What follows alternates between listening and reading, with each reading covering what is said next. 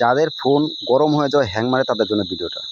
First আপনার কী কাজ করবেন, ফার্স্ট আপনারা আপনার ফোনের সেটিংসে চলে যাবেন। সেটিংসটা খুঁজে বের করে নেবেন, সেই যে সেটিংসে একটু ক্লিক করবেন। উপর দেখেন লেখা আছে সার্চ বার আছে, সেই সার্চ বারে ক্লিক করবেন।